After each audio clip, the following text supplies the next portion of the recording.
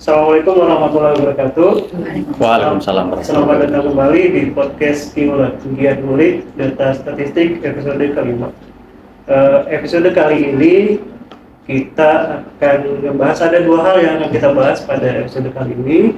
Yang pertama itu mengenai inflasi Tanjung Pandan sampai Maret 2025, dan yang kedua hal yang fenomenal ya, yaitu mengenai emas.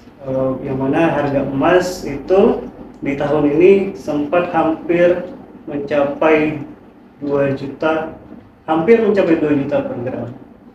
Telah hadir Ibu Marta Puspitasari, Ketua Tim Statistik Distribusi BPS Kabupaten Belitung, Bapak Hamzah, Kepala Bidang Perdagangan Dinas Koperasi UMKM, Perdagangan dan Tenaga Kerja Kabupaten Belitung, dan Bapak I. Ketut Sumarta, Pimpinan Cabang PT Pegadaian Kantor Cabang Pembantu Tanjung Pandan.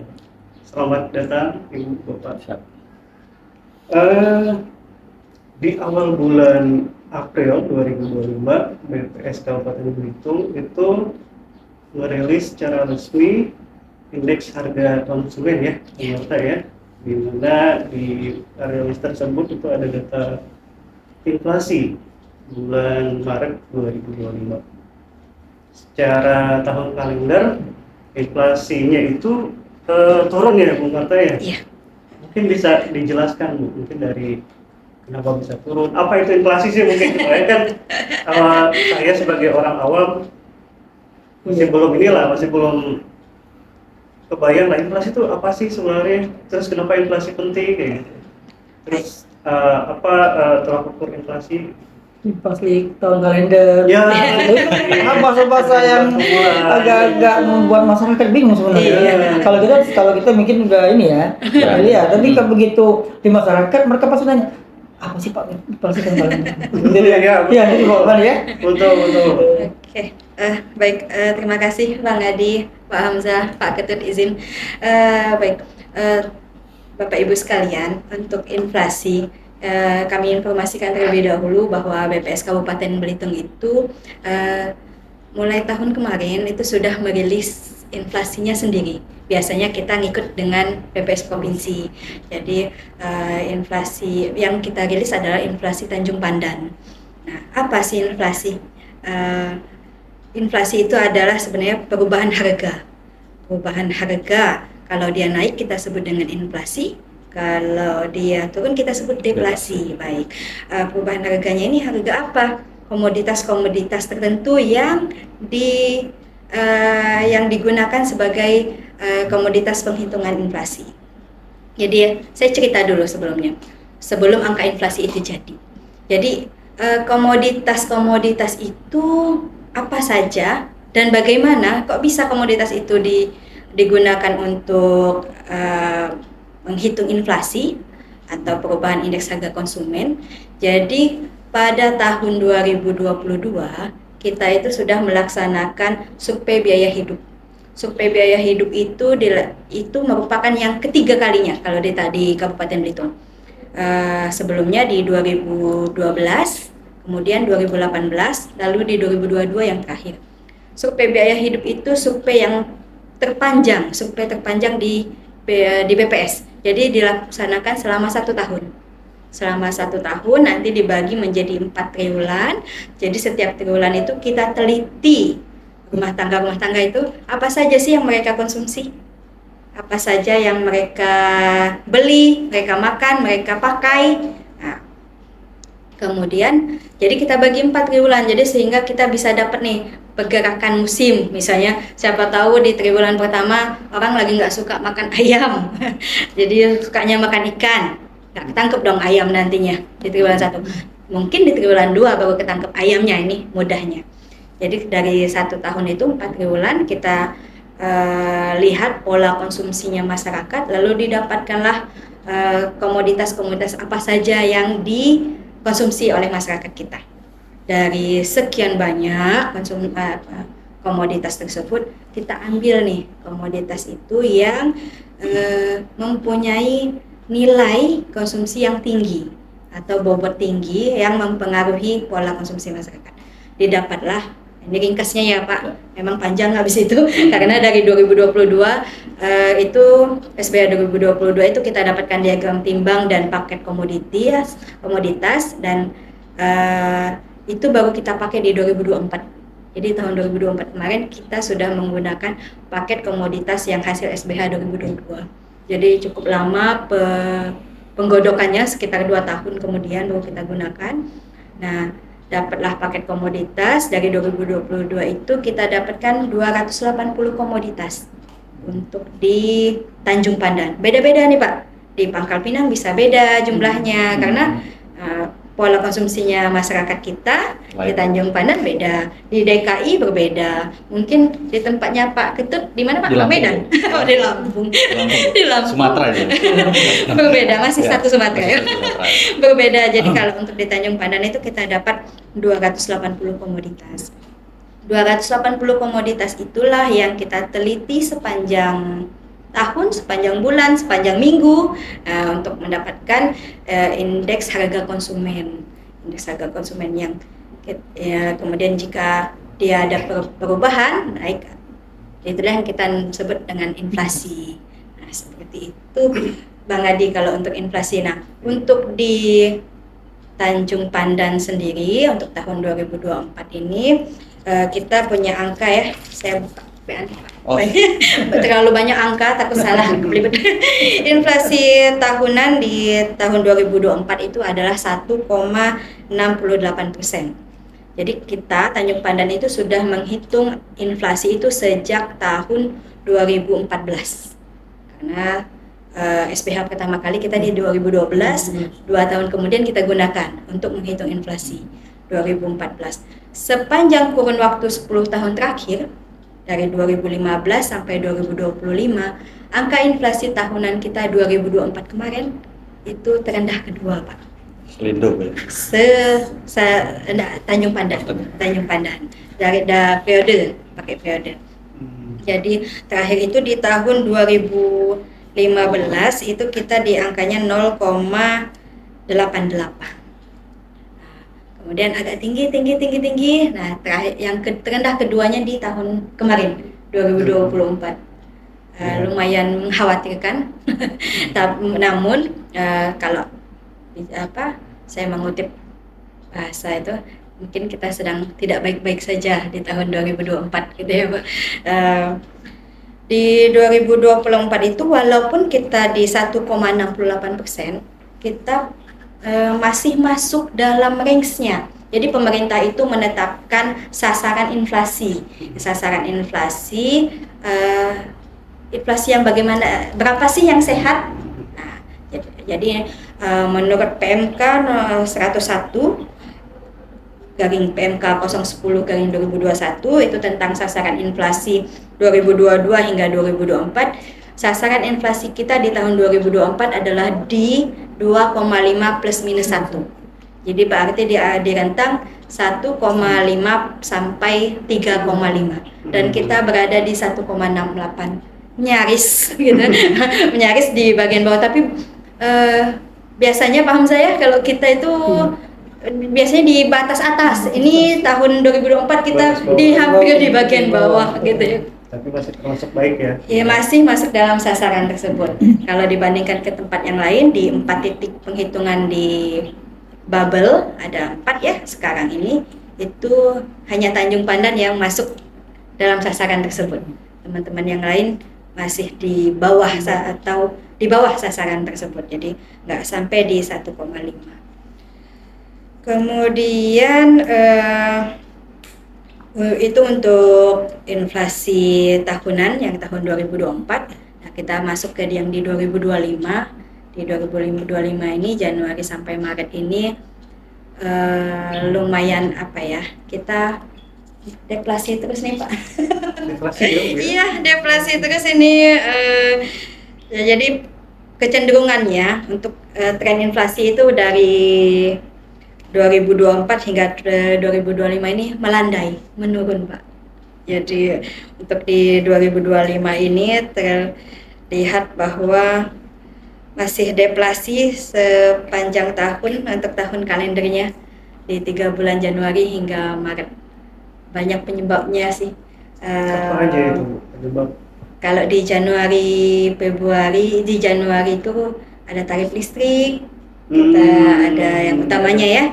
Kemudian juga memang ada, jadi setiap bulan tuh ada macam-macam, beda-beda Faktor pendukungnya ya. faktornya, iya. Iya. Nanti bisa kita ulik lagi di bahan rilis. Oke, silakan. Kalau bulan kemarin kan ada subsidi transportasi ya, kalau nggak salah. Ya, itu juga Listrik bisa berpengaruh, betul. beberapa bulan ya kalau nggak salah ya. Tahun kemarin tuh yang lagi trending topiknya ayam ya Pak. Ayam, daging ayam beras tuh Iya. kita cukup dalam turunnya, sedangkan kita konsumsi daging ayam berasnya tuh besar, jadi dia berpengaruh sekali. Nah, Pak Hamzah, inflasi ini kan berkaitan erat dengan kegiatan ekonomi ya, Bu ya. Kalau di Dinas Perdagangan sendiri, seperti Bu Marta tadi bilang, dari tahun 2014, 15, 16 dan seterusnya sampai di tahun 2024, terakhir di tahun 2023 itu inflasinya naik ya, Bu ya. Batasannya itu di batas atas kayak gitu. Nah di tahun 2024 itu cenderung menurun kayak gitu, Iya. 1,68. Nah itu ada fenomena apa Pak sebenarnya di tahun 2024? Betul, begini. Mungkin tadi ya. Sebenarnya inflasi di Belitung itu kita bilang anomali. Anomali karena biasanya kalau inflasi di luar itu begitu tinggi, perputaran ekonominya cenderung stuck. Sama dengan dia deflasi. Tetapi di Belitung semakin tinggi inflasi, perputaran ekonominya semakin tinggi. Makanya dulunya pernah salah satu bupati kita bilang, nggak apa-apa lah bupati sampai 7 nggak apa-apa, asal ekonominya terus jalan. Iya. Walaupun sebenarnya secara ekonomi keseluruhan itu juga jelek. Nah, seperti itu. Jadi kalau Belitung itu memang kita pernah secara khusus gitu ditelaah dari teman-teman BKP, memang anomali. Tetapi kalau yang kemarin-kemarin biasanya kan kita selalu disumbang oleh faktor makanan sebenarnya, maka ya itu agak konsumsi agak tinggi dia. Kemudian tiket pesawat juga itu tinggi. Tiba-tiba di tahun 2024 perekonomian kita kan cenderung ditopang oleh timah. Begitu ada kejadian 300T itu langsung berat 271 Pak itu. Iya, Bulatnya 300. Bulatnya ke atas. Itu sebenarnya kami sudah memprediksi itu karena pada bulan Oktober 2023 itu pengiriman timah dari Kabupaten Belitung ke Pangkal Pinang stuck di bulan November.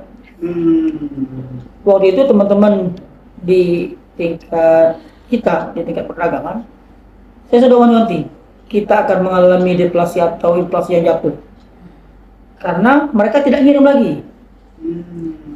Januari 2024 mulai, karena mereka sudah tidak ngirim itu di November itu sudah tidak ngirim. Jadi memprediksi inflasi Kabupaten Belitung itu satu, timah. Dari timah. Kemudian dari acara-acara hari-hari besar. Kemudian yang terakhir dari pasokan. Pasokan ini bisa dari cuaca atau pasokan yang berlebihan. Kasus terakhir kasus ayam potong. Kasus ayam potong itu adalah kasus di mana terjadi pemasukan DOC ayam ke Belitung yang melebihi dari kapasitas jual. Hitungan teman-teman di pertanian itu 75.000 ekor per bulan. DOC.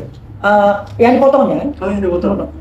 Masuk DOC ke kita dari bulan Februari itu sampai 125.000 per ekor. Berarti ada sisanya hampir setengahnya kan, itu 6 ribuan, 5 ribuan sekian kan, 6.000. Itulah penyumbang deflasi harga ayam. Turun Pak ya? Turun. Walaupun agak sedikit dibantu oleh inflasi yang tiket sebelum ada keputusan bahwa harus menurunkan harga tiket. Begitu harga tiket juga diturunkan, subsidi listrik ditambah, Baru. turun gitu. Turun gitu Pak ya. 2 bulan kemarin kita deflasi ya, Iya. di awal. Januari Februari. Nah, jadi Maret. ada hal seperti itu. Iya.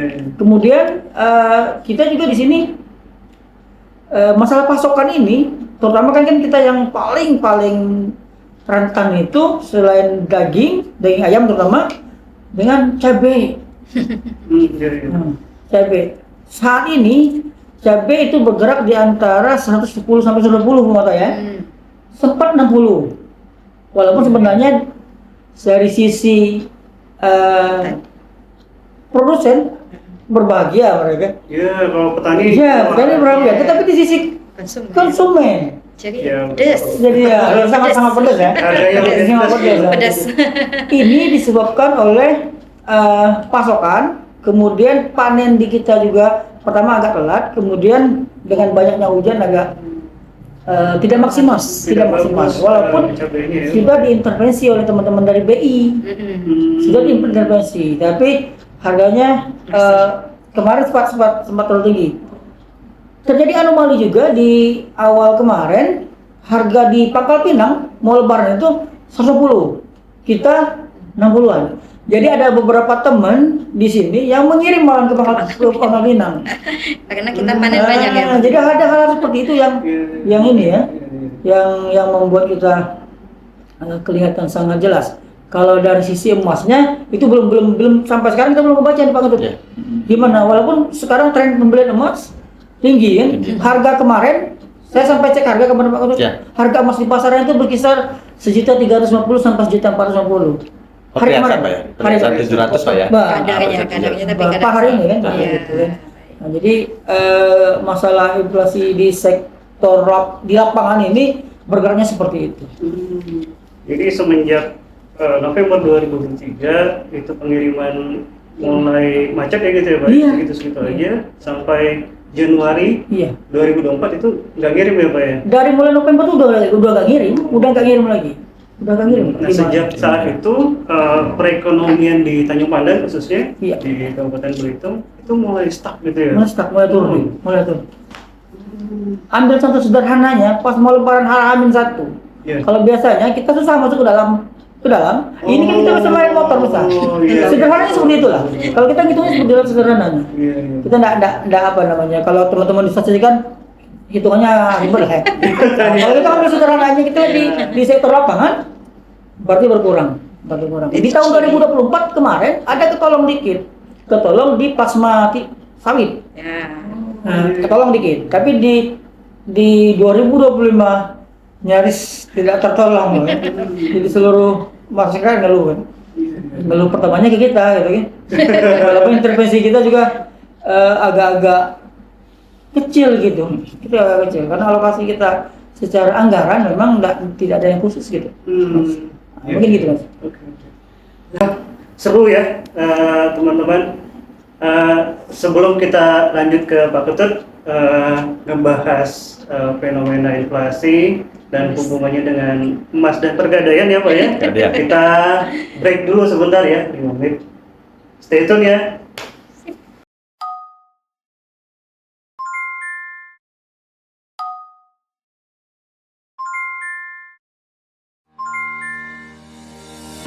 Oi saudara-saudara, kamu lagi nyari data? Bisa cek web BPS ya. Di sini ada banyak data loh. Ada dalam bentuk tabel statistik, publikasi, ataupun berita resmi statistik. Kalau masih bingung, datang aja langsung ke BPS Belitung. Tim profesional kami akan mendampingi kamu untuk mencari data yang kamu butuhkan. Di sini, kamu juga bisa konsultasi metode statistik atau layanan statistik lainnya. Semua layanan kami tidak dipungut biaya loh. Ditunggu ya kedatangannya. Kembali lagi ke podcast Gimana Ngulik Data Statistik. Nah, Pak Ketut, dengan kondisi perekonomian Belitung yang di tahun ini cenderung menurun ya, gitu ya. Apalagi ditambah bulan Maret kemarin, awal bulan Maret kemarin itu Ramadan dan awal bulan ini itu Idul Fitri ya kayak gitu ya Pak. Nah, mengenai korelasi mengenai perekonomian di Belitung yang cenderung menurun dengan kunjungan masyarakat Belitung ke Pegadaian, itu datanya seperti apa Pak? Apakah meningkat atau menurun atau biasa aja? Oke, baik, terima kasih Pak Adi, Bu Marta, izin Pak Hamzah. Assalamualaikum warahmatullahi wabarakatuh.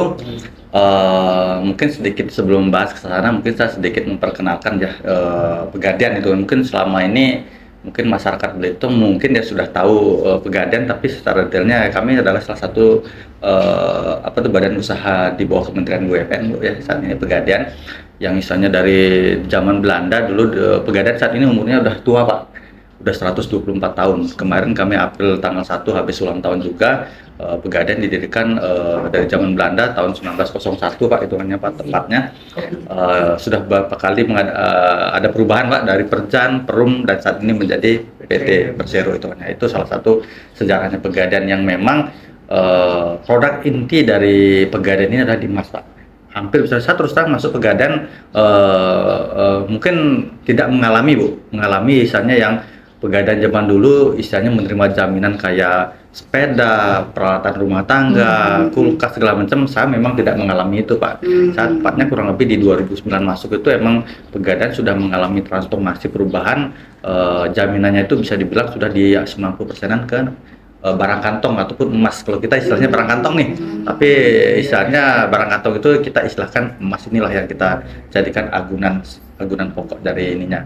Nah, mengenai tren di di tahun 2025 ini dari Januari sampai dengan Maret ataupun April ini ya, akhir ini memang dengan kondisi ekonomi yang saat ini di Belitung, Pak Hamzah sama Ibu Marta dan Pak Adi itu emang mengalami penurunan Pak. Karena emang kondisi ekonomi kan emang bisa dibilang ada beberapa masyarakat yang emang dari sisi kredit ya, saya berbicara dari sisi kredit mikronya itu emang sedikit menurun untuk ininya ya, untuk di pinjaman mikronya ya. Tapi dari sisi emasnya kami terus terang dengan kondisi ekonomi tadi mungkin sudah dibahas, disinggung juga mengenai inflasi. Nah, mungkin hubungan antara emas dan inflasi itu sangat berkaitan sebetulnya. Jadi salah satu dampak ketika memang istilahnya kita sudah mengalami inflasi, terus terang itu bagi Pegadaian menjadi hal positif sebetulnya. Kalau sudah ada inflasi itu, karena apa? Karena emas ini adalah kan harganya bukan lokal, tapi harganya kan internasional, harga dunia emas itu. Tapi ketika terjadi istilahnya kejadian di luar ya, termasuk yang kemarin itu terjadi perang Rusia, dan yang terakhir ini yang paling heboh Bu ya, yang terakhir ya, terjadi perang dagang Bu ya, perang dagang, perang tarif itu. Justru ini salah satu dampak, bukan kita Pegadaian bukan mendoakan situasi nggak ini ya, tapi emang itu salah satu penyebab yang mendorong kenaikan harga emas begitu. Jadi saya kurang lebih bergabung di Pegadaian kurang lebih sekitar 16 tahun Pak, 2009 tepatnya. Saya sendiri sudah cukup lumayan mengalami kenaikan harga emas. Saya masuk Pegadaian itu harga emas masih di angka 290 sampai dengan 300.000 per gramnya. Dan saat ini mungkin tadi disampaikan, sudah disinggung juga sama Pak Hamzah tadi, harga emas 1.300.000 Pak ya. Itu yang emas perhiasan Pak, mungkin saya luruskan, itu perhiasan yang istilahnya yang emas 70% gitu istilahnya. Karena terus terang saya kaget ketika masuk sini, ternyata di sini karakter karakter masyarakat dalam memiliki perhiasan itu ternyata mereka lebih suka emas yang 70%. Terus saya kalau di Lampung itu justru jarang banget. Kalau di sana itu emasnya memang emas yang 24 karat Bu ya. Yang istilahnya yang mendekati karatase logam mulia Pak, hitungannya kan. Kalau di sini kan emasnya kan umum itu 700 sama 750 Bu. Ada bahkan yang 375% hitungannya kan. Tapi kalau misalnya secara itu, kalau kita presentasikan secara karatase Bu ya, Pak Hamzah sama Ibu sama Mas Adi, kalau 750 itu sama dengan kalau kita konversi ke karat itu kan 18 karat Pak. Ya, kalau 700% itu 16 karat Ibu hitungannya Pak. Gitu. Jadi, nah kalau yang 24 karat itu sebenarnya kadar emasnya itu antara 90 sampai dengan 97% Bu. Karena perhiasan itu nggak ada dia yang namanya 100% Bu, karena nggak akan bisa dibentuk Bu. Dia harus disampur gitu. Nah, yang murni itu adalah logam mulia Bu. Itu pun tetap ada campurannya karena logam mulia hitungannya 99,9% kadar emasnya. Mungkin itu kurang lebih Mas Adi. Tapi kalau untuk dari nasabah sendiri selama kurang lebih 4 bulan ini emang cukup mengalami kenaikan. Kami sekarang kurang lebih 4 bulan ini pertumbuhan dari emas kami cukup lumayan besar, udah hampir 10% Bu sebetulnya, tapi yang paling membludak luar biasa adalah pembelian logam mulia ini. Kalau misalnya untuk orang Gade segala macam itu tetap kami pasti setiap tahun mengalami kenaikan Pak. Tapi yang memang yang paling luar biasa memang pembelian logam mulia ini gitu. Dan mungkin boleh saya sedikit spill itu, hanya selama kurang lebih 4 bulan ini kami di sini udah hampir 7 kilo jual itu secara cicil Ibu. Emas itu 7 kilo. Jadi itu memang secara angka mungkin kalau dibandingkan dengan kami kan di sini Kanwil masuk di bawah Kanwil Palembang Bu, yang membawahi 5 provinsi, Palembang, Jambi, Lampung, Bangka Belitung, sama dengan Jambi Bu ya, ada 5 provinsi ya Bu ya. Jadi mungkin Belitung termasuk yang kecil Bu ya, kalau misalnya di kayak Pangkal Pinang mungkin 2 kali lipat dari ini penjualan untuk ininya Bu. Sementara untuk 2 provinsi Bu, istilahnya untuk Palembang sama Bangka Belitung, itu penjualan emas kami kemarin tembus itu hampir sekitar 160 kiloan Bu itu. 160 kilo. Iya, kurang lebih 4 bulan. Iya. Selama Januari sampai dengan April ini Pak. Itu satu provinsi ya, Pak? Palembang sama Babel lah itu. Oh. Palembang sama Babelnya itu hitungannya kan. Jadi penjualan real atau Penjualan real. sertifikat ya? Penjualan real ya? real Pak itu Pak. Penjualan real Karena ada secara penjualan kecil. sertifikat. Fisik ya, fisik ya Pak ya? Fisik itu Fisik fisik ya? sama kita punya 2 produk Pak. Ah. Jadi Bang Adi kita punya 2 produk, mungkin nanti kita mungkin lebih detail lagi. Kita punya 2 produk semenjak Pegadian kemarin. Kami kan sekarang sudah jadi bank emas nih, yang sudah Oh, iya. diresmikan sama Semenjak bulan Februari ya? 26 Februari tepatnya sama Presiden RI Pak Prabowo. Kami salah satu instansi yang menjadi bank emas pertama di Indonesia ya. Jadi istilahnya produk kami lebih banyak lagi Pak. Jadi jadi bank emas, kami juga sekarang sudah memiliki deposito emas itu banyak kan yang cikal bakal dari tabungan emas kami yang memang sudah kita launching di di tahun 2015 untuk tabungan emas itu. Mungkin kurang lebih itu Pak Adi ininya. Kalau yang ramai ini itu sebelum Lebaran atau setelah Lebaran? Kami sebenarnya yang ramainya itu setelah Lebaran. Setelah Lebaran. Karena ini gini, mungkin saya cerita sedikit mengenai kenaikan harga emas ya. Di Desember 2024 Bu, harga emas perhiasan itu masih 1.500.000 bawah Pak. Masih 1.500.000 bawah Pak. Itu emas yang logam mulia Pak ya. Mulia. Saya berbicara ke logam mulia karena emang ini yang sebenarnya yang mau kami edukasi juga ke masyarakat. Itu di bulan Desember 2024 itu masih sekitar 1,5 jutaan Pak per gramnya. Di Januari naik ke sekitar 1,6 sekian Pak hitungannya. Februari naik dan saat ini sebenarnya kemarin sempat menyentuh harga 2.100.000 Pak. 2.100.000. Paling tinggi kita sudah menyentuh. Nah ini emang 1 minggu ini agak sedikit melandai. Saat ini memang sudah turun di 2 jutaan Pak hitungannya untuk yang produk Antam ya karena kami ada beberapa merek yang kami jual Pegadiannya. Yang pertama merek Antam, yang kedua kami juga punya produksi sendiri namanya Galeri 24 Pak, yang diproduksi sama anak perusahaan Pegadian namanya Galeri 24. Galeri 24 Pak itu. Terus yang ketiga ada memang merek UBS Pak. Yang keempat ada merek Lotus Artsy, itu yang 4 item itu yang kami jual untuk logam mulianya. Itu harganya beda-beda? Harganya beda-beda, selisih memang yang paling tinggi harganya Antam.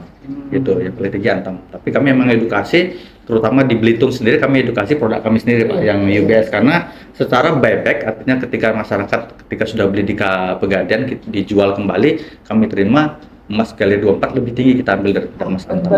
Daripada yang Antam. Karena terus terang kalau kami edukasi kita bukan beli merek sih Pak. Iya. Yang kita beli adalah karatasenya sama sama gramnya, bukan karatase sama gram sama. Sama ya. Sama semua, nggak ada bedanya. Tapi Sekarang kan lagi nih, mungkin menyela dikit ya. Iya, siap. Kita Siap, lagi Anda. ngobrol karena ada kecenderungan untuk di beberapa komunitas dia membeli emas dinar itu. Pak. Dinar Itu bisa.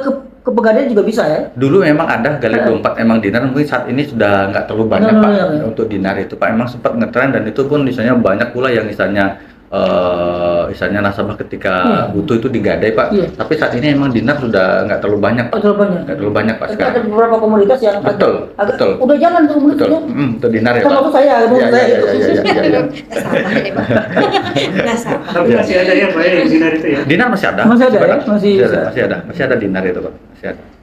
Nah, Ibu Marta, emas sendiri, andil emas sendiri terhadap inflasi di Kota Tanjung Pandan itu untuk tahun ini seperti apa? Kan cenderung naik terus nih harga emas nih. Iya, emas ini kalau kita bicara bobotnya dulu. bobot emas itu untuk penyumbang inflasi berdasarkan hasil SPH 2022 itu sebesar 0,237%.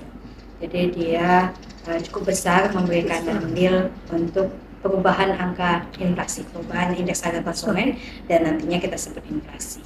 Jadi untuk emas ini yang kita data adalah emas perhiasan. Kalau kita di sini karena logam mulia itu kalau di kita itu masih belum terlalu ngetren waktu itu ya, waktu 2022.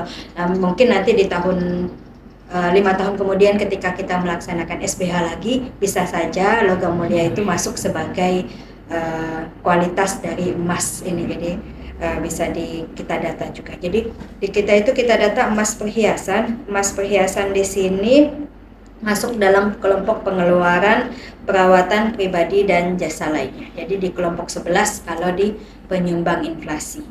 Kalau kita lihat perkembangan harga emas di 5 tahun terakhir ini, emas dunia memang cenderung relatif naik terus ya Pak ya. Searah lah dengan yang BPS Kabupaten Belitung catat untuk penghitungan inflasi. Jadi untuk mulai dari 2000 kita lihat yang jangka pendeknya aja dulu dari 2023 akhir hingga di 2025 itu dia memang terus meningkat. Emas itu memang kalau di inflasi Tanjung Pandan jarang tersebut emas perhiasan itu jarang disebut sebagai andil tertinggi, tapi dia tetap memberikan andil.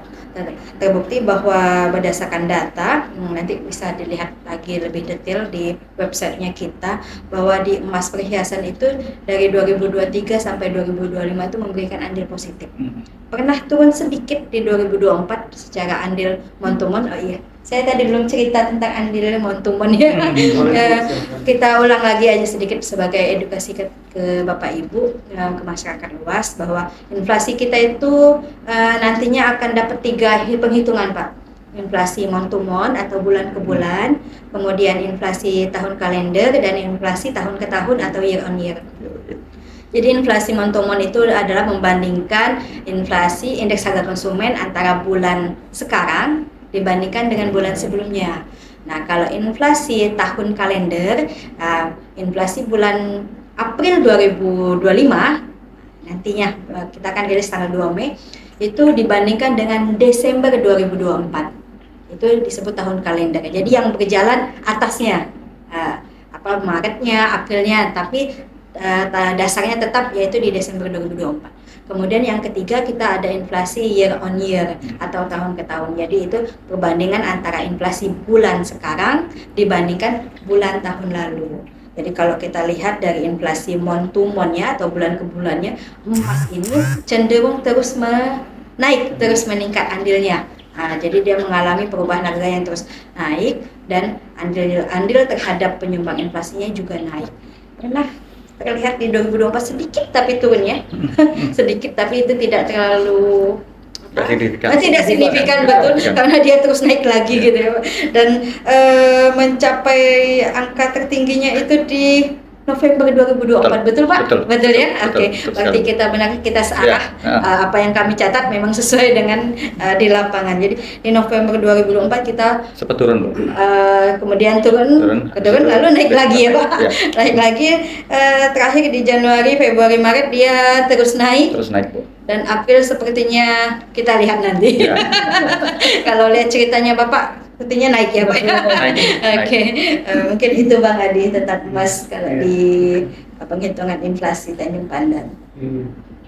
Pak Hamzah, dengan kondisi ekonomi di Kabupaten Belitung seperti sekarang ini, tadi saya dengar juga Pak Hamzah bilang ada intervensi ya gitu ya Pak ya, bisa disebutkan nggak Pak kira-kira intervensinya seperti apa, dan mungkin ada penyesuaian nggak, dan ada penyesuaian tidak dari pedagang atau pelaku usaha sendiri kayak gitu, melihat kondisi perekonomian mulai dari November kemarin sampai sekarang gitu, timah mulai stop gitu ya, turun gitu, perekonomian juga ikut terimbas kayak gitu. Ada penyesuaian nggak dari mereka kayak gitu, pola perdagangan? Pola perdagangan iya. Kalau pertama tadi dari apa namanya yang kita bisa intervensi kan. Iya. Intervensi kita paling bekerja sama dengan beberapa agen dengan teman-teman pertanian untuk bikin pasar tani. Itu satu. Kemudian kita juga melakukan pasar murah karena cenderung yang bergerak cepat nih komunitas makanan gitu, Pak. Iya, iya. Kalau yang lain agak-agak tidak terlalu lah kita anggapnya, tapi ini jadi kita cenderung ke gimana menaikkan daya beli masyarakat di pokok dulu. Jadi kemudian kita lakukan pengetahuan dan pengawasan. Jadi setiap hari itu sama seperti teman-teman saya sendiri mungkin Pak Ketut ya, kita harus melaporkan itu pergerakan harga ke pusat, ke Kementerian Perdagangan setiap hari. Iya, iya, iya. Kita punya 32 komoditas Bu, kemarin. Jadi tiap hari kita laporkan. Begitu ada cenderung naik dikit apa gitu kan yang bisa berpengaruh ke masyarakat, itu terpastinya ada langsung ke kita. Kita baru bikin aksi. Nah, seperti itu, cenderung seperti itu. Jadi, tapi alhamdulillah sampai saat ini di Belitung nanti kolaborasi kita dengan teman-teman pertanian, dengan teman Bulog, dengan agen-agen juga, kemudian dengan teman-teman BPS untuk minta cari datanya kan. Alhamdulillah udah berjalan. Jadi penanggulangannya agak cepat kita lakukan. Itu satu. Kemudian dengan lintas sektor seperti saat ini inflasi itu bukan isu di kita juga. Untuk teman-teman catat, untuk masyarakat catat bahwa pergerakan inflasi itu dipantau oleh 3 angkatan dan Polri. Oh iya. Itu Iya, yang masyarakat tahu itu. mereka juga ikut membantu ya, Pak. Karena mereka punya divisi ekonominya. Iya. Nah, jadi misalnya kita pengangkutan nih, teman mungkin di aku bisa, Iya. di angkatan lautnya bisa, ya kan? Seperti itu. Kalau berarti seperti itu sudah dalam setahun ini sudah mulai berjalan. Nah, itu kemudian untuk pola perdagangan masyarakat tidak terlalu banyak bergeser, karena memang itulah keseharian mereka. Namun perlu dicatat kalau kita lihat lagi ke level tenaga kerjanya gitu. Kalau tenaga kerja di Belitung itu kan sebenarnya kita tidak bisa melihat satu orang dengan satu tenaga kerja. Begitu timah turun, mereka kembali ke laut, mereka kembali ke pertanian. Kita cuma memotret dari itu. Tapi sebenarnya bukan pola perdagangan sebenarnya, tapi pola penyebab di awal. Sebagian mungkin jadi semakin kesininya perubahan jadi perdagangan itu juga ada. Tetapi begitu harga ini naik lagi, kembali lagi. Gitu ya. Iya, ada kecenderungan seperti itu, Mas. Jadi mudah-mudahan hal ini tidak berlangsung lama, walaupun dari sisi negatifnya juga tetap ada, Pak. Jadi tetap ada kayak tadi sawit itu. Sekarang lagi sibuk dengan Satgas PKH itu, kawasan hutan kan? Ya, kawasan hutan betul. Mudah-mudahan tidak terdampak dengan harga sawit nantinya. Mudah-mudahan tidak jadi turun. Mudah-mudahan naik, Pak. Mudah-mudahan naik kan? Karena stoknya terbatas. stok terbatas kan, seperti itu. Mudah-mudahan seperti itu. Jadi yang Pak Ketut tadi bilang bahwa ada cenderung ke sawit itu benar, tapi mudah-mudahan dengan adanya Satgas PKH yang langsung dari pusat itu tidak membuat harganya menjadi turun. Mungkin gitu tadi. Iya, saya sebenarnya masih miris dengan sebenarnya mereka sudah bagus gitu ya di laut dan di perkebunan atau pertanian, tapi tergiur dengan harga komoditas timah yang ya saya bisa membayangkan lah hari ini kerja, hari ini juga bisa. Tapi apakah tidak ada intervensi lain gitu, misalnya penyuluhan atau apa kayak gitu Pak, dari dinas terkait kayak gitu? Kalau penyuluhan ya, saya rasa teman-teman di pertanian sudah maksimal. Kebetulan kami juga pernah di pertanian itu kan, pernah di pertanian. Jadi waktu itu kita tetap mengharapkan teman-teman petani tetap tidak meninggalkan pertaniannya. Gitu. Iya. Tetapi akhirnya tingkat kebutuhan juga yang berbicara gitu kan. Begitu hari ini mereka harus nunggu 3 bulan lagi misalnya kan untuk komoditas hortikultura. Tetapi yang dibilang Pak Adi tadi, ada komoditas yang hari ini nyari, Hari ini dapat itu. hari sorenya udah dapat. Nah, seperti jadi memang mindset kita, tetapi kita juga ketolong dari sektor pariwisata sebenarnya. Kenapa? Karena di Belitung ini cenderung menolak timah di laut itu karena kita sudah merasakan uang dari pariwisata sebenarnya. Yang tambang laut itu ya. Itu juga ini walaupun secara sepintas bisa menaikkan ekonomi, tetapi daya rusaknya mungkin lebih besar. Hal seperti itu yang menjadi perhatian kita sebenarnya pemerintah, bagaimana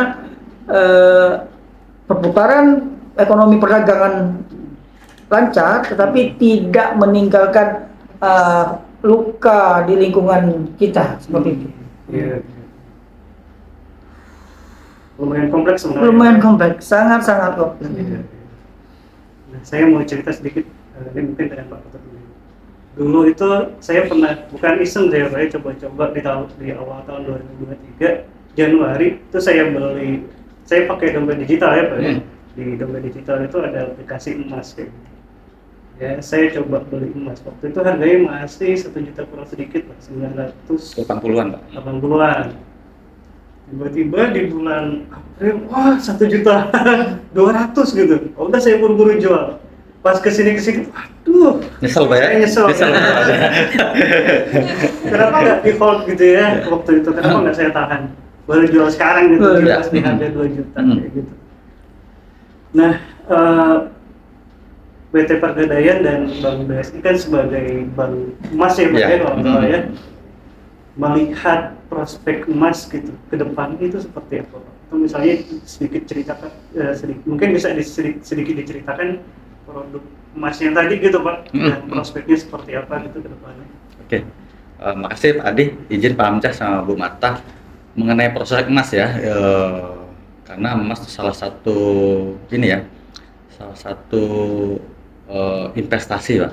Iya. Saya bilang investasi ya kan kalau emas ini kan, karena kan jangka panjang. Yang pertama itu ya harus jangka panjang. Kalau saya terus terang, kami Pegadaian itu selalu edukasi kalau kita sudah di emas itu jangan berpikir sehari 2 hari jual Pak. Saya yakin kan dia benar Pak Adi. Kalau kita sudah beli emas jangan sampai kita sehari 2 hari, sebulan 2 bulan ketika kita ini jual. Jangan main di emas Pak. Tapi ketika di emas ini saya terus terang betul-betul edukasi ke nasabah dan lingkungan terutama masyarakat Pak yang misalnya belum secara detail memahami mengenai emas itu adalah komoditas jangka panjang Pak. Investasi jangka panjang artinya persiapkan masa depan, artinya untuk anak kita sekolah, untuk masa kita pensiun dari mana, dari emas Pak. Tuh. Saya terus terang saya memiliki dasar secara pribadi saya tani Pak. Orang tua saya tani, nenek saya tani segala macam, dan saya pun kalau pulang kampung saya pasti ke ladang juga. Tapi saya edukasi ke lingkungan saya di kampung itu ketika kita sudah memiliki lahan pertanian lah terutama, kan memang itu salah satu lahan produktif Pak ya. Tadi udah sering disinggung juga sama Pak Amzah di pertanian. Jangan sampai ketika kita sudah ada lahan segala macam, jangan semuanya lari ke lahan. Saya sampaikan sedikit investasikan ke emas. Kenapa? Karena ketika kita membutuhkan suatu saat ya, misalnya kan namanya kita kebutuhan Pak. Ketika kita membutuhkan, mungkin sama-sama naik Pak. Emas juga misalnya dalam jangka panjang naik, tanah apalagi Pak. Mungkin secara kenaikan mungkin lebih tinggi tanah kenaikannya. Tapi ketika kita membutuhkan dana dadakan, cepat Bu ya, emas yang paling banyak bantu. 5 menit jadi uang Pak. Iya. Bisa dijual, bisa digadaikan gitu tuh. Betul. Kalau tanah sehari 2 hari, sebulan 2 bulan, setahun pun belum tentu Pak. Betul. Walaupun kita bilang BUC, kita butuh uang cepat kan itu tuannya, belum tentu juga bisa langsung laku Pak ituannya ya. Kemarin juga saya ada beberapa kunjungan sama ini, saya kondisi ekonomi seperti ini, saya mau jual aset sudah lebih dari 2 tahun belum laku sampai sekarang gitu. Nah itulah salah satu bisa kita edukasikan untuk kita membagi porsi untuk sebagian bisa kemas. Mungkin tadi Pak Adi bilang waktu itu beli 980 ya Pak per gramnya kurang lebih ya, lewat aplikasi. Mungkin dia ada ya karena banyak beredar ya Pak ya, termasuk Pegadaian digital pun kita emang sudah bisa langsung, termasuk kami juga emang sudah satu holding dengan BRI kan, kita satu grup sama BRI, lewat Brimo pun kita sudah bisa buka tabungan emas. Kalau nggak salah PT Pegadaian juga punya ada aplikasi sendiri. Pegadaian Ya? digital betul Pak. Nah itu Pak salah satu cikal bakalnya jadi deposito emas juga Pak. Mungkin nanti kita akan cerita lebih detail lagi ke sana. Nah tadi mungkin Pak Adi cerita waktu itu saya beli 980 ketika naik teng 12 langsung jual Pak hitungannya. Iya. Nah itulah Pak kenapa kami edukasi itu ketika kita sudah memiliki emas, kalau bisa kita jangan gampang untuk menjual emas. Kenapa seperti itu? Karena emang karena sekali kita jual emas, kita untuk membelinya pasti akan berat Bu. Karena apa? Karena harganya sudah berbeda. Iya. Itu yang pertama. Jadi memang salah satu solusinya kenapa kita memiliki emas itu, solusinya ya gade itu Pak. Itu karena ketika kita jual itu kita akan membeli itu mungkin terasa berat karena udah banyak kebutuhan lain yang untuk mendesak Pak ituannya Pak. Jadi emang yang pertama itu, terus yang kedua ketika kita akan membeli emas lagi, kita akan membutuhkan uang lebih besar lagi Pak untuk mendapatkan gramasi yang sama. Ya Pak. Iya, iya. Terus terang saya gini Pak. Mungkin nggak usah jangka panjang Pak, kalau kita berbicara tahun 94 mungkin terlalu lewat, tapi mungkin saya sedikit spill aja. Tahun 1994 itu harga kita memiliki 25 juta itu waktu itu mungkin bisa dapat mobil mungkin Pak. Bisa jadi Pak ya? Iya. Tahun 94 loh Pak, sebelum krisis ya kita mungkin dapat 1 unit mobil kalau 25 juta. Kalau kita jadikan emas itu 25 juta bisa 1 kilo Pak. Tahun itu ya? 294 Pak, 1 kilo emas Pak. Nah sekarang tahun 2025 kalau kita 25 juta uangnya Pak ya, mungkin 1 motor Pak ya? 1 motor. Nggak bisa 1 mobil lagian Pak, nggak bisa 1 mobil lagi. Tapi kalau kita sudah punya 1 kilonya, 1,8 uangnya Bu, kalau saat ini Bu. Iya. Artinya itu mungkin salah satu hubungan erat dengan inflasi Bu. Iya. Artinya saya terus terang edukasi ke masyarakat, kita kalau memiliki uang Pak, istilahnya mungkin kalau bisa dibilang Bu ya, mungkin ini salah satu tren di 1 bulan ini, banyak yang orang narik deposito emas, deposito uangnya jadikan emas, banyak banget Pak. Bahkan ada 1 orang itu mungkin nggak di sini Pak, mungkin antara di Palembang, Jambi, Bangka Belitung, Lampung sama Bengkulu, orang paling banyak beli itu 1 orang itu paling sekitar 2 kilo Pak, 1 orang Pak. Tapi di Jakarta itu 1 orang bisa ngambil 30 kilo Pak, 1 orang itu Pak beli, dan itu emang betul-betul real butuhannya. Terus terang kenaikan penjualan emas di Pegadaian mungkin Pak Adi sama Bu Marta sama Pak mungkin berapa kali lihat mungkin toko emas banyak ketika kita mau beli logam mulia terutama Bu, Antam entah atau merek yang lain kosong stoknya Pak, karena banyak yang nahan kemungkinan itu Pak. Karena harganya kan emang lagi naik Bu, jadi ketika mau beli hampir nggak ada, termasuk Pegadaian aplikasinya pun yang punya tabungan emas itu mau dicetak, kan kita kalau udah punya tabungan emas kan kita bisa cetak Bu. Kita misalnya punya tabungan emas 10 gram Bu, kita ingin punya fisiknya aja 1 gram, ya udah kita tinggal cetak 1 gram. Dan beberapa kali aplikasi ini kekosongan stok itu Bu, untuk yang ini ya Bu, karena emang kondisi kecenderungan beli harga sedang naik. sedang naik Bu. Justru selama saya gabung di Pegadaian, kalau harga emas lagi naik itu orang justru berburu emas Bu. Justru beli. Justru beli. bukan kebalikannya ya. Bukan jual Pak. Makanya tadi agak Ini. nih, agak-agak saya dengar dari awal tadi, Ini justru beli gitu. orang beli kan. Justru Itu kan orang beli seperti Pak. anomali kan. Betul Pak, justru Harusnya orang beli Pak. begitu turun dia beli kan. Betul. Naik. Karena emang misalnya hampir selama 16 tahun ketika harga termasuk Covid Bu ya. Ya. Pertama kali Covid 2020, 2019 itu harga emas masih 600.000 Bu.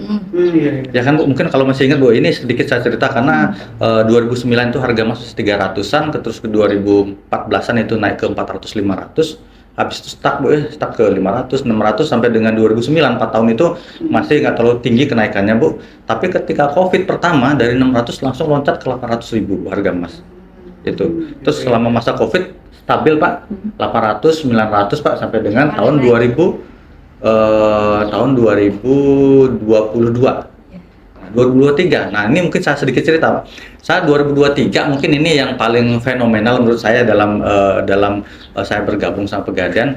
Saya edukasi sama tetangga rumah saya, Pak, di Bandar Lampung itu, Pak. 2023 bulan Maret tepatnya.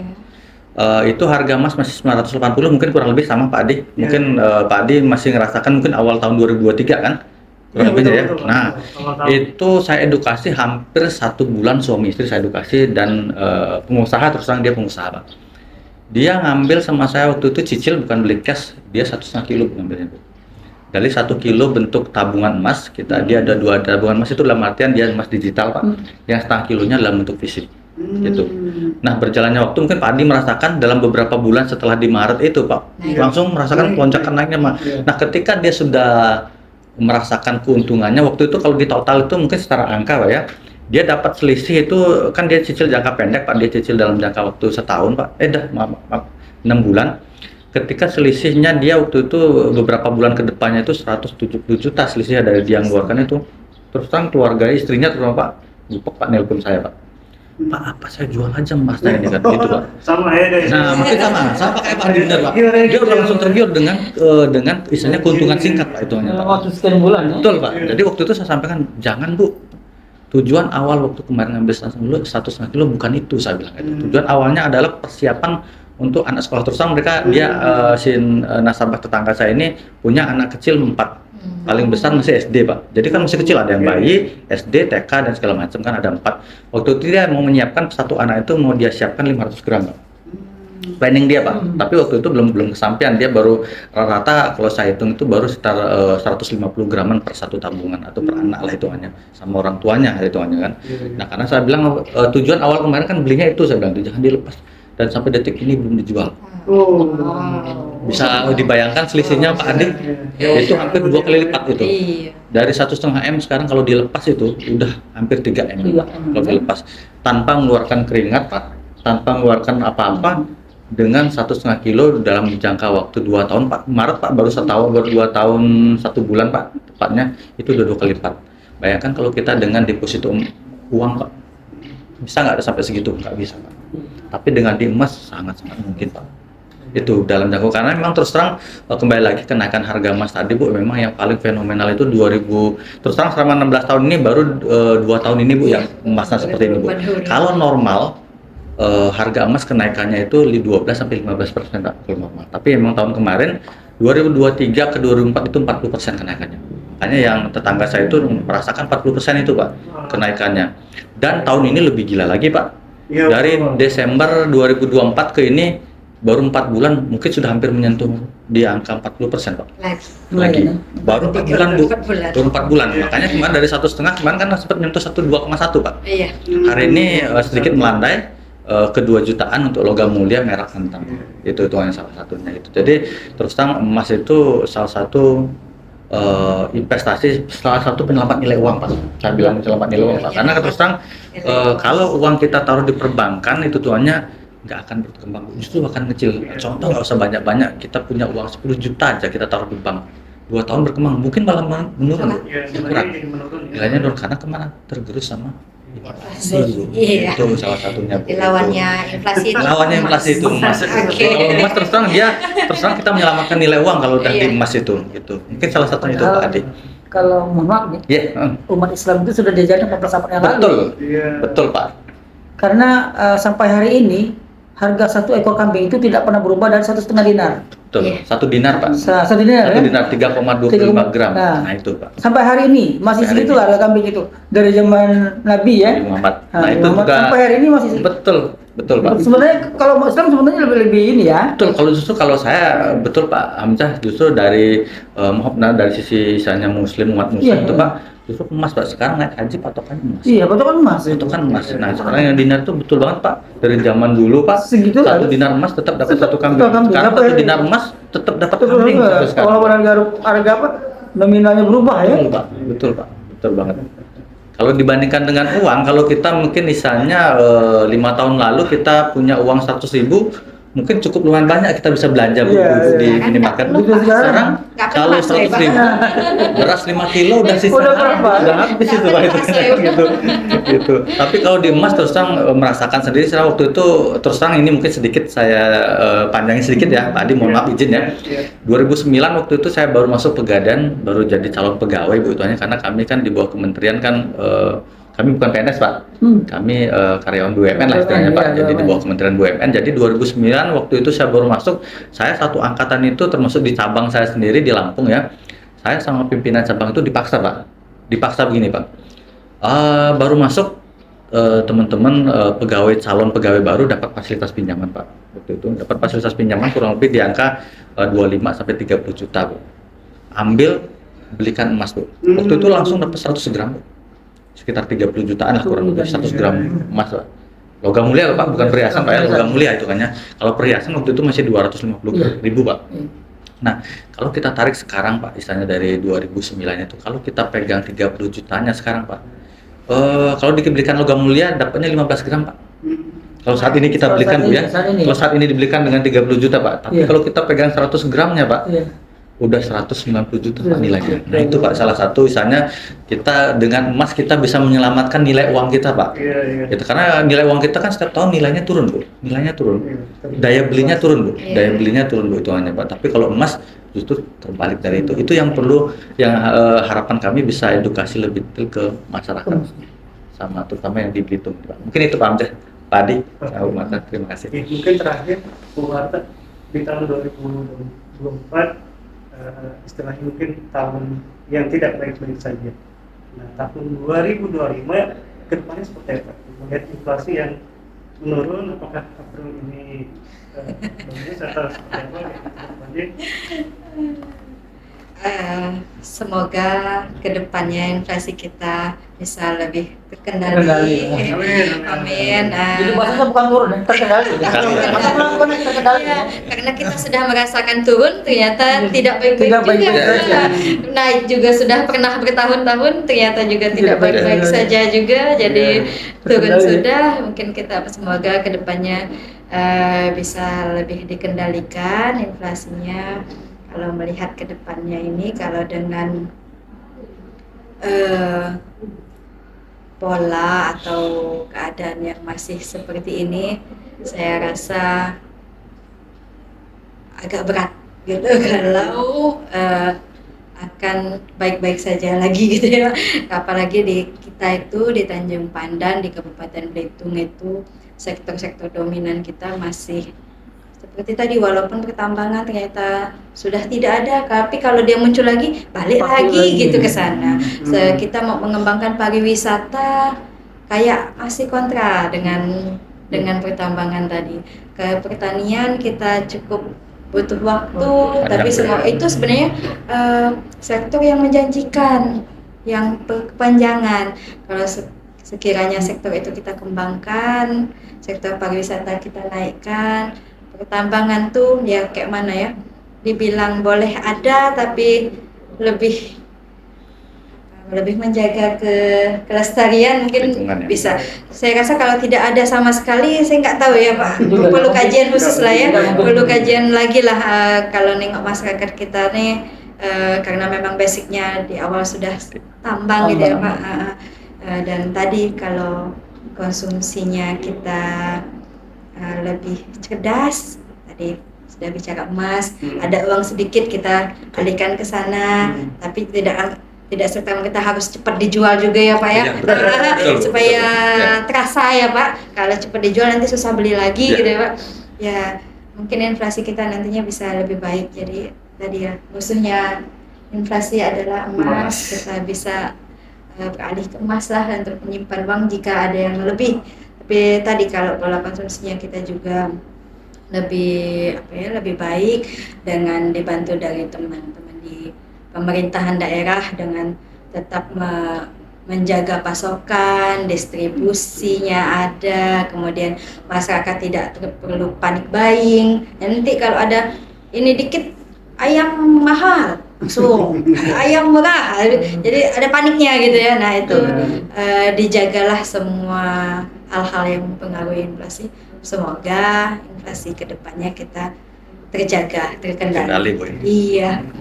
Nah, kalau dari Dinas Perdagangan, UMKM dan Tenaga Kerja nextnya untuk menjaga, ini kan salah satu pawangnya Pak ya, salah satu pawang inflasi ya Pak ya, program kedepannya Pak biar terjaga. Terjaga ya. Pertama kita tetap di pengendalian dan pengawasan. Itu di faktor pentingnya pengendalian dan pengawasan, karena kalau kita mau di sektor hilirnya itu ranahnya teman-teman di dinas lain, cuma di pertanian, ya, bagaimana cara pengaturan stok segala macam.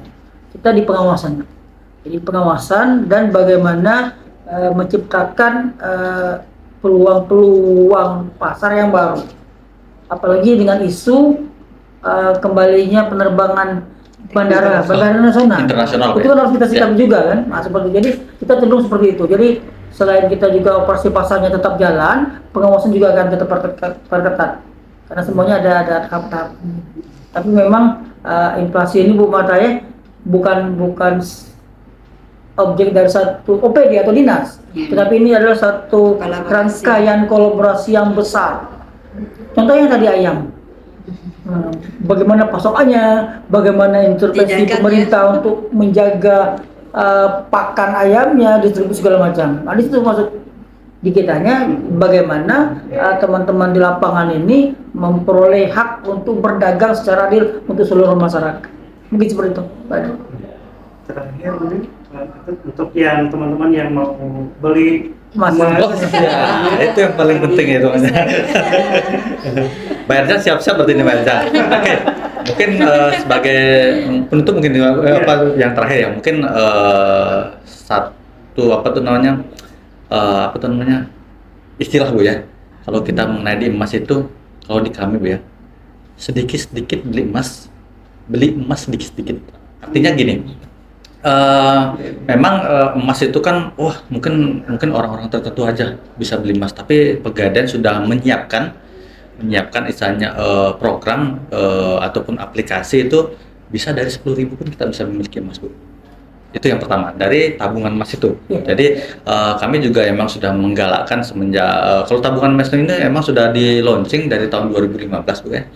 Saat ini, tapi untuk yang memiliki nasabah kami yang memiliki saldo tabungan emas ini, saat kemarin kami diresmikan menjadi bullion emas Pak, atau bank emas pertama di Indonesia, kami sudah menambah produknya Pak.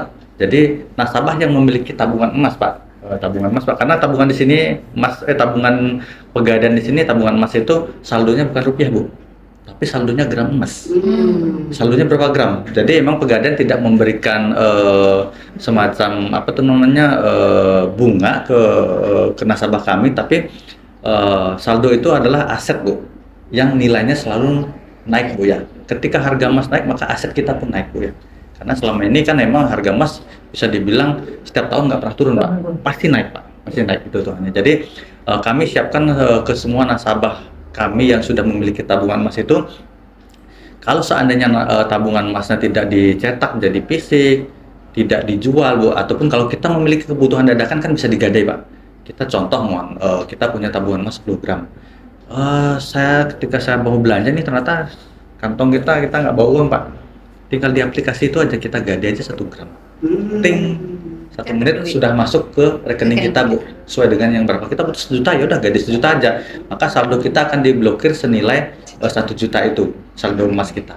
Nah ketika kita sudah punya uang, udah kita tembus saja lewat aplikasi itu, saldo kita otomatis balik lagi Bu.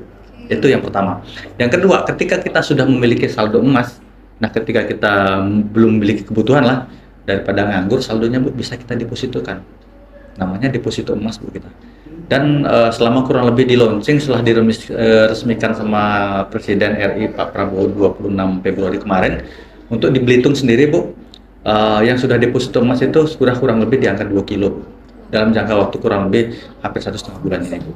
Jadi itu pun yang secara saldo keseluruhan kami memiliki kurang lebih sekitar 15 kilo tabungan emas Pak, untuk di Belitung sendiri. Dan itu udah sebagian kecil sudah kita arahkan untuk didepositkan.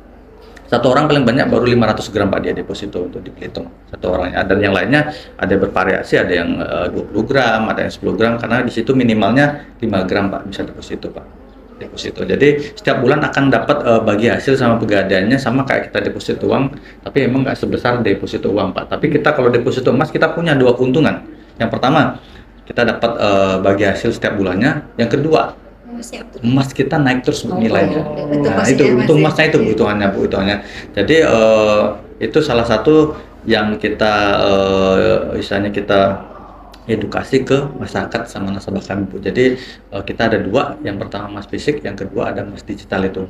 Kalau secara harga Bu jauh lebih murah emas digital. Terus terang untuk di Belitung sendiri saya lebih banyak edukasi ke emas digital Pak.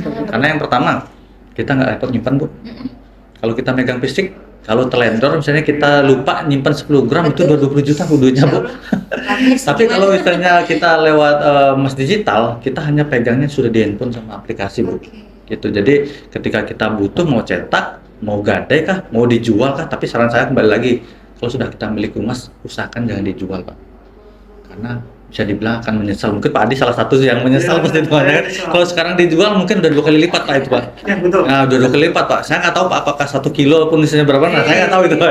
Cuman artinya kalau kita sudah memiliki emas, kalau bisa ketika kita memiliki kebutuhan jangan pernah dijual Pak. Jangan pernah gampang jual emas. Kalau perhiasan mungkin kita akan hilang story Bu. Iya.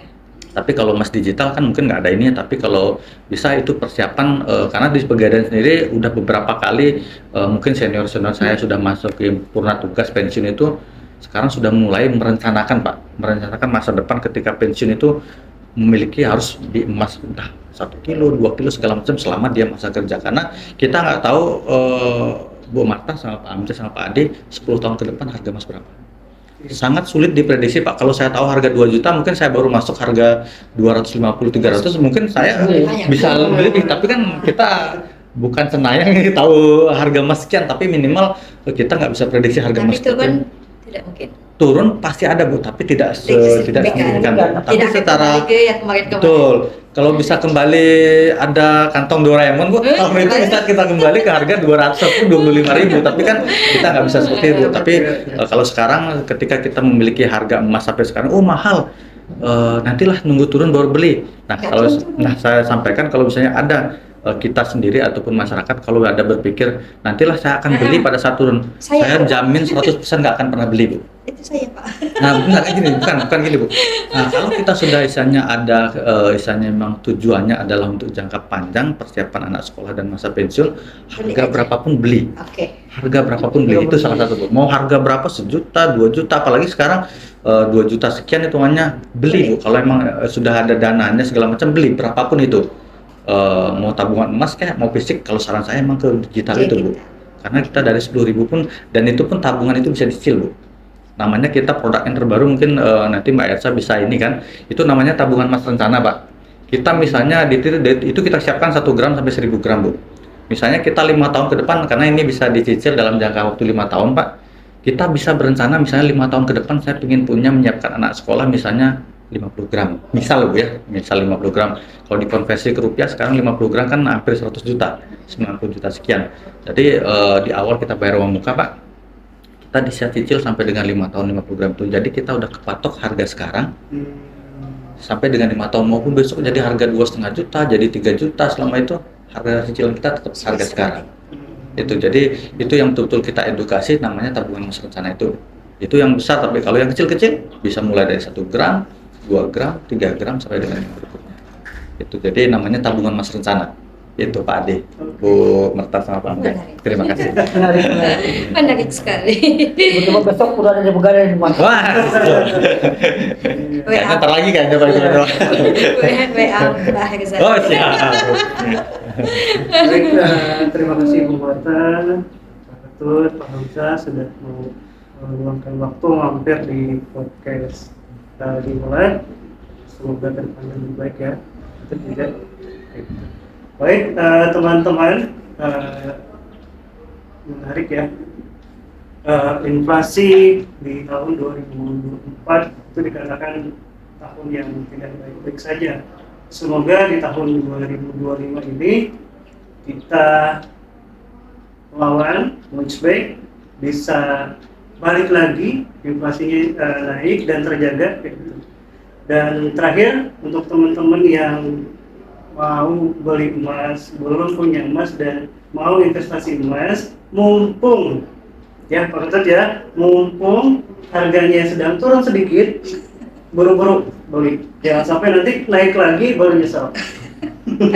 Ya, sampai jumpa di lain kesempatan. Ketemu lagi di podcast Dimulai. Wassalamualaikum warahmatullahi wabarakatuh. Waalaikumsalam warahmatullahi wabarakatuh.